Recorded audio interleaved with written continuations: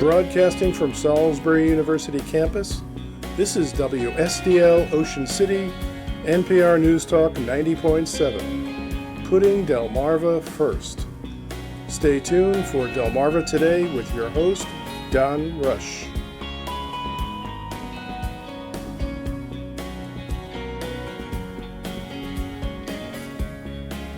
November 5th, Salisbury voters will be going to the polls, and on the ballot is the incumbent Mayor Jake Day. Welcome to Delmarva Today. This is Don Rush. The mayor was first elected to office in 2015, is now seeking a second term. This time he's facing a challenger, Republican Wayne King. Day has made remaking downtown Salisbury a cornerstone of his effort to revitalize the city, but his challenger has questioned whether that money is being wisely spent. In our studio this morning is Jake Day. Welcome to the program. Don, long-time listener, 102nd time interviewee. I don't know. That must be. Like that. We can't stop meeting like this. Thanks for having me. So what is your vision then for the city? Well, I think all you have to do is look at the last 4 years to know what my vision is. We've been implementing it. We've been living it. It's of a resurgent Salisbury, an aspirant Salisbury, a Salisbury that is good for everyone, where a young person, whether they're born on Church Street or Camden Avenue, feels that they can stay here and thrive here. And if I believed we were done, I wouldn't be running for re-election. So I think we've got more work to do. But I'm very, very happy with what we have achieved over the last 4 years. So give me maybe three top things that you think you've achieved. Yeah.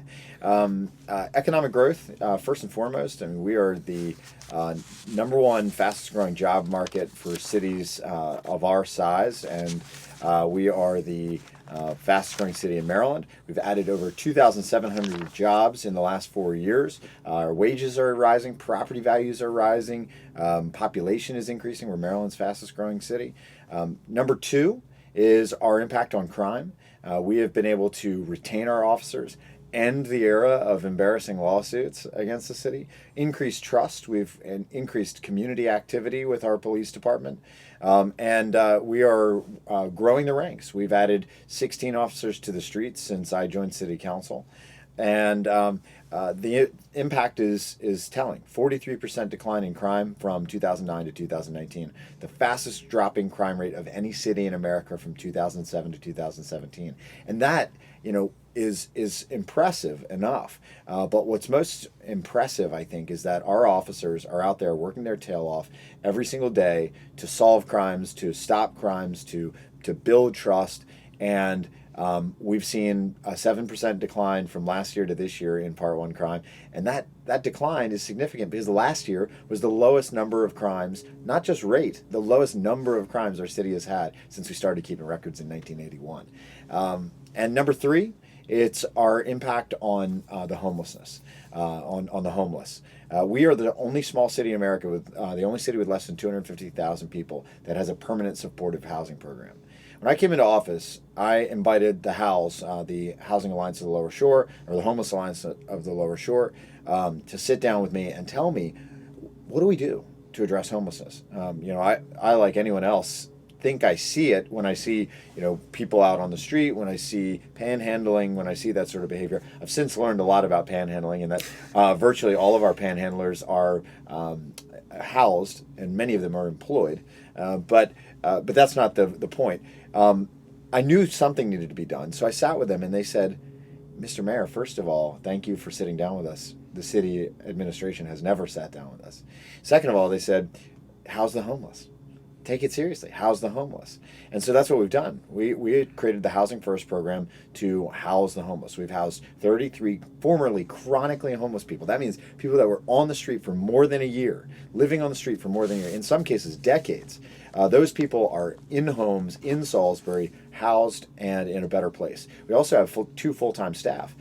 We created the homelessness division of our Housing and Community Development Department, which, by the way, is also a new department. But that team is out there on the street doing street outreach every single day, trying to get people into housing program, whether it's our program or others. We've housed over 150 people through other programs, not including our own. And so we're very proud of that work as well. And I'm also proud that we were able to fund and will soon announce the program, which is modeled after Albuquerque's A Better Way, which takes people that are homeless or panhandling and says, we'll pay you. We're going to pay you more than minimum wage. We're going to put you on the street doing work for the city. So we will give you an opportunity to earn a decent wage and have some dignity. And at the end of the day, also the ability to say, I worked for the city of Salisbury. I worked for the mayor. I did work. I painted curbs and fire hydrants, and I picked up trash and litter, and I mulched, and I assisted the parks department or the parks team. I did those things, and I'm proud of the impact that I had on the city, rather than standing on a street corner asking people for money. Well, let me ask you about something that your opponent Wayne King brought up, which is Route 13. He suggested their businesses along Route 13 have complained about the idea that they're homeless and panhandlers that are interrupting their business. The other night, he talked about the idea that they reached out to you. Your office has not responded. What's all that about? Well, Dave Messick can tell you, who is the leader of that group of 9 or 10 businesses, that he and I have walked his property. We've walked around his property. Mr. Farrow can tell you the same thing. Walked around their property, talked to them about the problems. There is a difference of opinion. And they involved themselves in the King campaign. They've held meet and greets and fundraisers for his campaign. Not exactly helpful, I think. We were making progress. We have addressed the issues in that area, but there is a difference of opinion fundamentally. What kind of difference of opinion are you talking between you and these people? And me and these businesses, and between everyone working on homelessness issues. So we met the police department, our homeless services team, and the entirety of the house groups, all of them. And this is the COC, this is the continuum of care. I mean, we all sat down together to address those issues.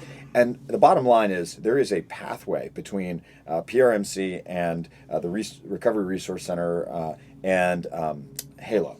And at the end of the day, we have a strong difference of opinion with what people should be doing during the day. And we don't believe that they should be wandering the streets, drinking, and not in a safe place.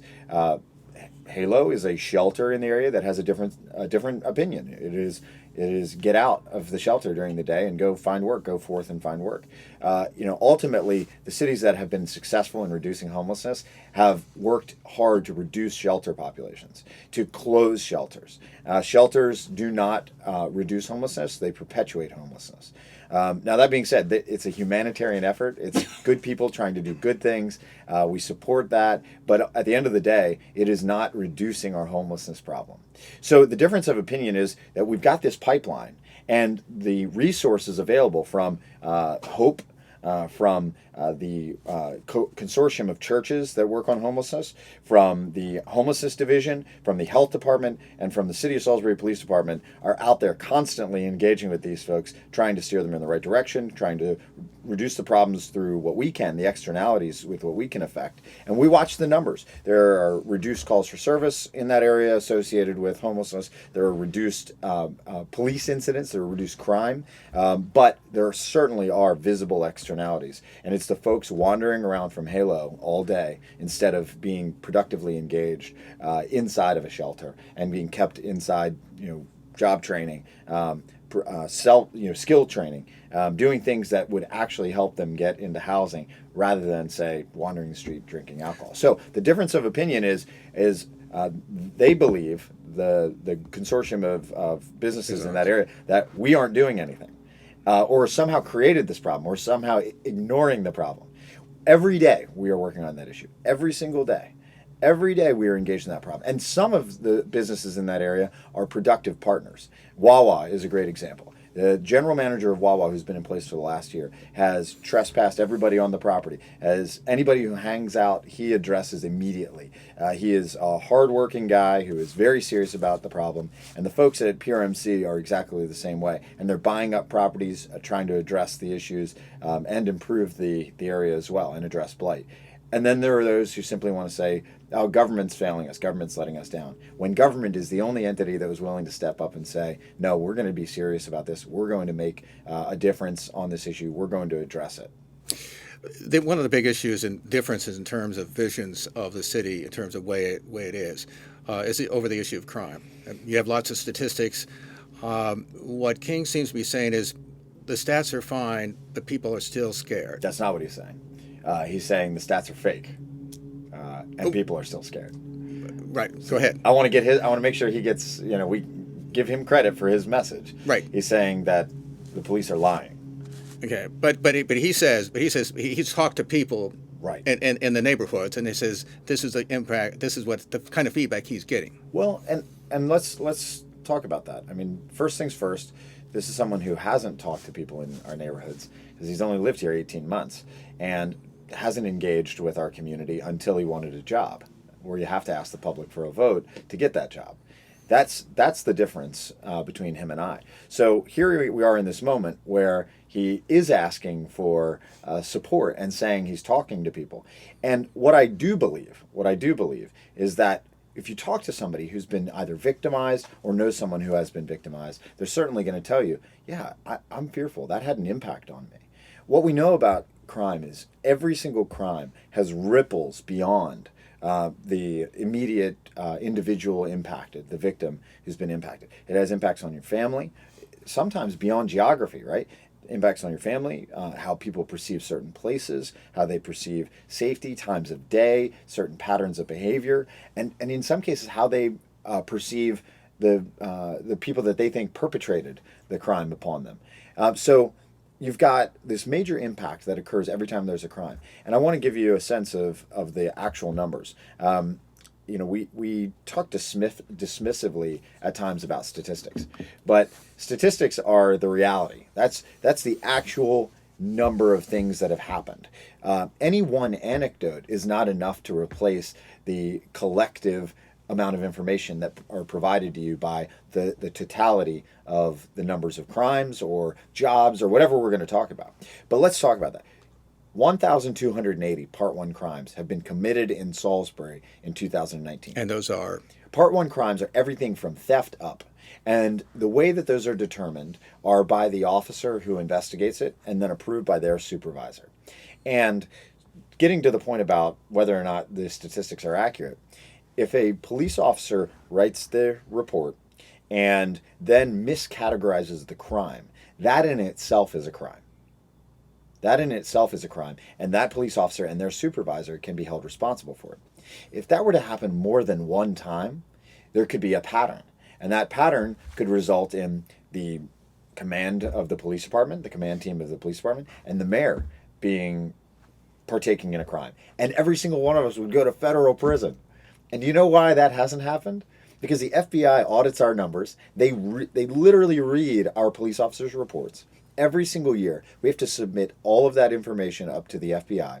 And then we open ourselves to additional scrutiny as a CALEA-accredited law enforcement agency, which there are very few of in this region. And that stands for? CALEA is the police accrediting agency. It's the Law Enforcement Association of the United States. And being a CALEA accredited agency is a thing of pride. You see our agency wears it on their shirt sleeves. They wear the accredited insignia on their shirt sleeve. And what that means is we open ourselves to an additional round of audits. Every single year, our information is audited. And never have we been found to have miscategorized a crime. Never. Not one time. So anybody who says that those officers are lying or that the statistics are fake is truly just making things up. Just absolutely making things up without any evidence or support. In fact, with all evidence pointing to the contrary. So back to the idea of the impact of crime on victims. Those 1,280 events are real. They happened.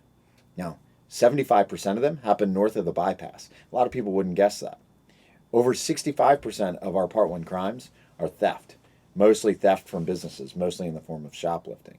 And most of that, again, happens north of the bypass. So each has an impact. Some of them are far worse than that, are far more impactful. They're personal. It's burglary or robbery or aggravated assault or a sexual assault. I mean, some of them are very, very severe and impactful on a person's sense of safety and a community sense of safety. So to talk to somebody and hear, I don't feel safe, you can understand that. You can absolutely understand that. But that doesn't counteract the fact that crime is decreasing, that fewer people are being victimized, fewer people are being impacted, fewer people are being hurt by criminals. More and more of them are being locked up once they commit a crime. We're having tremendous success with our criminal investigation division at reducing the number of repeat offenses that we have in our community. I want to ask you about infrastructure, and particularly, and we've discussed a bit of this before, but it's something that he certainly points to, but other people have pointed to as well. We've spent a lot of emphasis on redeveloping downtown, and one can debate what projects are good and what projects are not. But that often is perceived as coming at the expense of neighborhoods that are outside of downtown. A legitimate question to be had. What about that? And are you putting downtown ahead of, say, other neighborhoods? So it's a question premised on some misunderstandings and probably some falsehoods. So the question is, are you putting downtown ahead of other neighborhoods? Downtown is not a neighborhood. It's not a neighborhood. There are people that live there. There are businesses that are located there, but it's not a neighborhood. It's a community venue. It's a community asset. It's in that sense, it's like a port or an airport. It is a different animal. It is the center for a reason. And like every city in America, we have gone through a cycle of failing our center. And what every city that has gotten their downtowns right knows, that you fail to get your downtown right, you fail economically. You get it right, and you can rise economically. That is the story in every single American city. They've either gotten it right or they've gotten it wrong, and their economy has followed. So for 40 years, we've failed our downtown.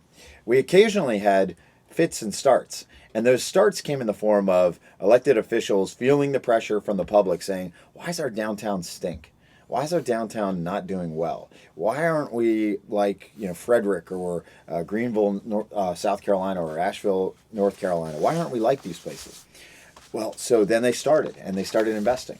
And then political fear came in when they got pushback from questions like this, which is, you're putting too much emphasis on downtown. And so we swung back the other way. We stopped caring about downtown, and everything fell apart.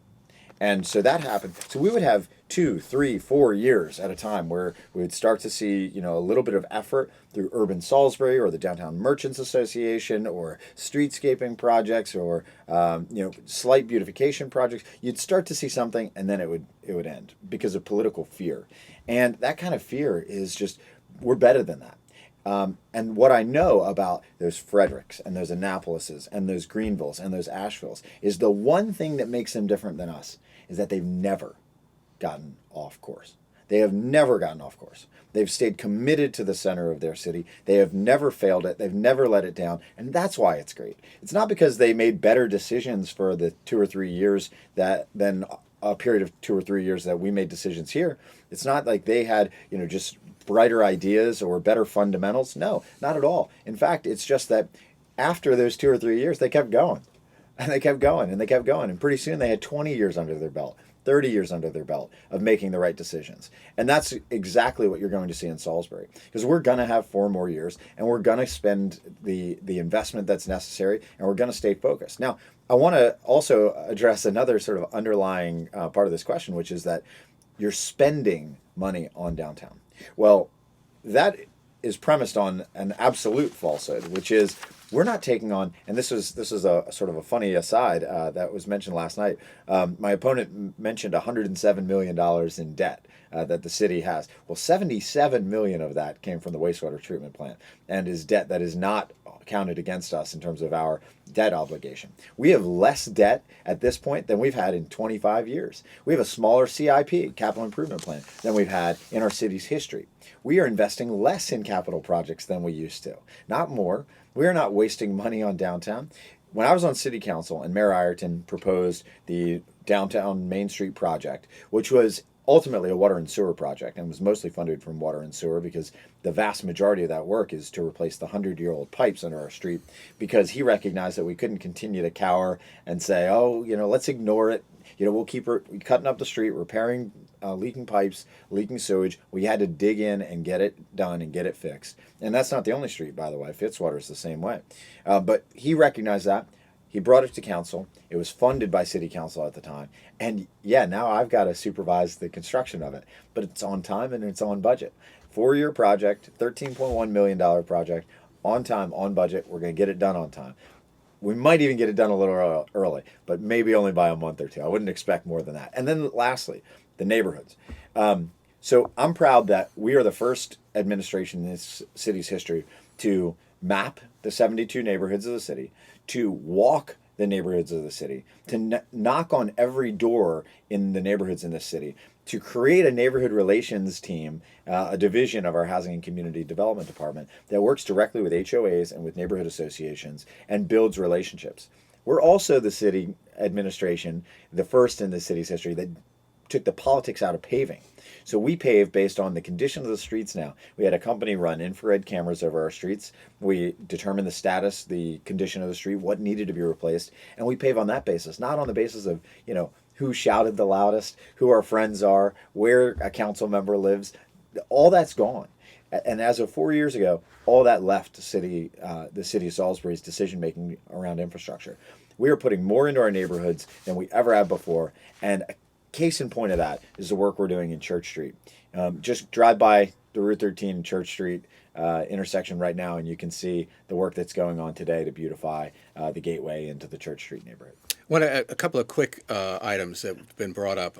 One is there's a proposal for a 13-story building, I guess, in downtown for perhaps apartments. Yes. The question becomes, certainly your opponent questions whether or not apartments are a good idea. Obviously fears perhaps Section 8s. He would prefer businesses. Just quickly, what was your response to that? So there were quite a few comments from the public last night after the debate that there's a lot of coded language being used here about Section 8 and thugs and ghetto, and that my opponent is using. And it obviously is directed toward a perception that Salisbury, one comment he made about when asked about diversity and inclusion was that we can be inclusive by having more houses and we're diverse enough, or more than diverse enough, I guess was the comment. I don't know what that means.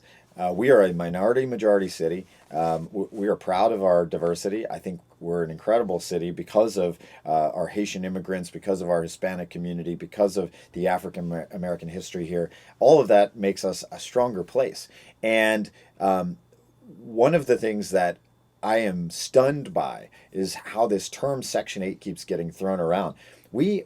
People should know that the state of Maryland got sued by the United States Department of Justice, and it was for distributing affordable housing financing far and wide around the state, LIHTC, low-income housing tax credits, to build affordable housing, not using vouchers, not Section 8 vouchers, right, but to build specific affordable housing.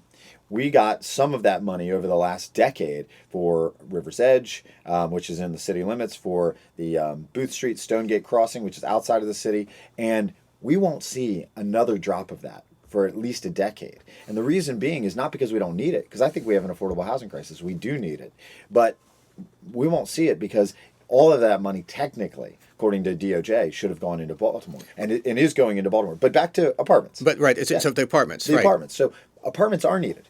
They're not Section 8. They're not voucher basis. Is this building supposed to be for students? I mean, it's a suggestion. And is it realistic that students are going to want to live that far away? First of all, they're market rate housing. It's market rate housing. So not affordable housing, not workforce, not subsidized, but a market rate housing, just as every one of the 500 planned units in and around downtown are all planned to be market rate housing. Now, the unfortunate thing about that is that they're not going to be affordable. They're going to be expensive.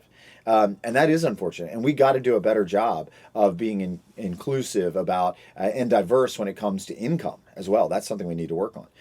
Will students live there? You better believe it. Absolutely. There'll be something set aside for that. So the developer is working on a relationship with the university right now, a direct marketing relationship with the university. Young people are clamoring for this in our country, clamoring for this.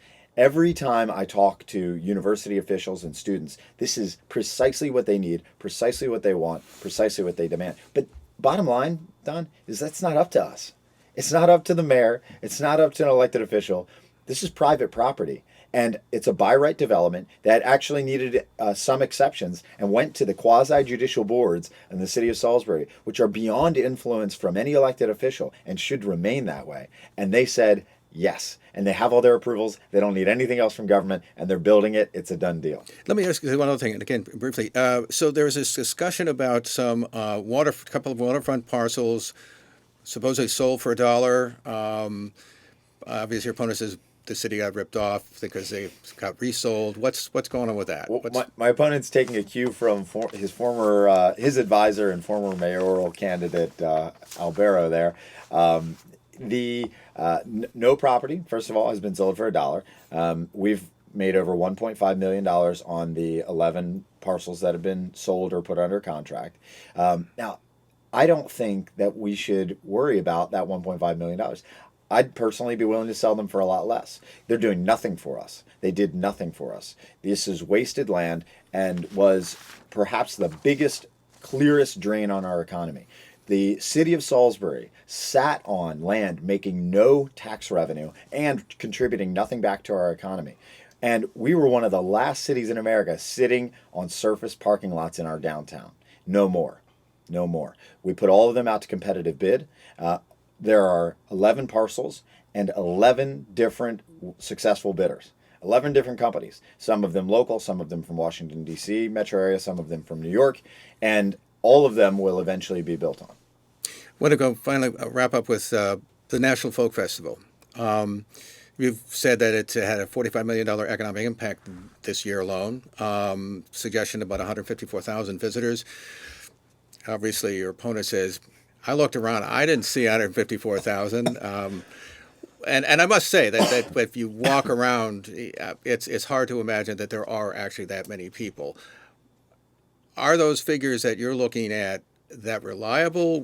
And why is it, for instance, we didn't see, for instance, some of the lots, as he said, were not necessarily filled, the overflow lots and so on? What's going on with that? Well, absolutely. They're not only reliable, we've set a new national standard that the NCTA is using to crowd count from now on. Crowd counting is done historically through photography. It's done through counting people in pictures, which is wildly inaccurate. And if we were to do that, they estimated that we had about 250,000 people using that method. 250,000 people in downtown over those 3 days. That's not the number we're using anymore.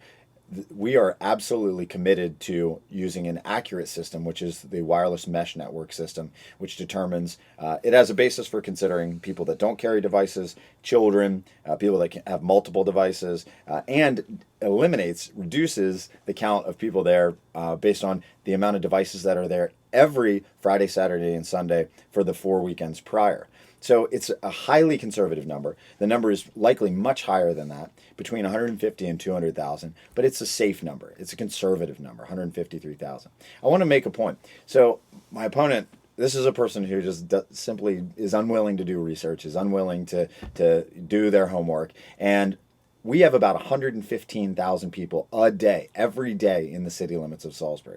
We have 35,000 residents. Our police department and the State Department of Transportation believe that we have 115 to 120,000 people every day in the city limits of Salisbury, going to our hospital, shopping, working. We have about 56,000 jobs in the metro core in Salisbury. We have a buying power in the city limits at $350 million, but we do $1.9 billion in retail sales. Those are outside dollars that are driven into our city every single day and spent in our city. Not to mention the 50,000 people that drive on Route 50 and Route 13 every single day inside the city limits. So the notion that over the course of 3 days, 50,000 people didn't show up each day, and I forget exactly what it was, whether it was 40 on Saturdays, 70 on Sunday, I don't remember. But the notion that that's somehow difficult to believe is ridiculous, just ridiculous. There were, at certain venues, there were more than 2,500 people at a given time for one show, for one 45-minute show. This is a line of thinking that runs counter to what's important to our community and the dramatic change that we've made in politics in this area. It used to be that this was the acceptable narrative or debate, and I'm so glad that we have generally moved beyond that. We've moved beyond that because what we did was we acknowledged that, look, the economic impact of things like this is great. We'll take $45 million hit to our economy in one weekend. Sure, that's wonderful. We appreciate that. Imagine a $45 million payroll business moving to town, and $45 million a year in payroll, and somebody saying, "Oh, I don't believe that that's really having $45 million in economic impact." No one would question it. Tourism's wonderful. It's not going to be our bread and butter. We're not Ocean City. We're not Rehoboth Beach. We're not going to be, and that's okay. But we should acknowledge that these are important things for our economy. The next layer of that is that it's about arts and culture. It's about making a high quality place that people want to be in. And then the top, the icing of the cake is this. It's about changing the type of community that we are and having the confidence to pursue being on the national stage and having the self-esteem to say, this city deserves this. This city deserves to have access to great things and to be proud of what it does and to not play, small-minded political games with every good thing that comes to our community. We've been speaking with Mayor Jake Day, the mayor of Salisbury. He is running for re-election, and of course, voters should go to the polls on November 5th. And his Republican rival, the Republican Wayne King, is his opponent, and we appreciate you stopping by and chatting with us this morning. This has been Delmarva Today. I'm Don Rush. Thanks for listening.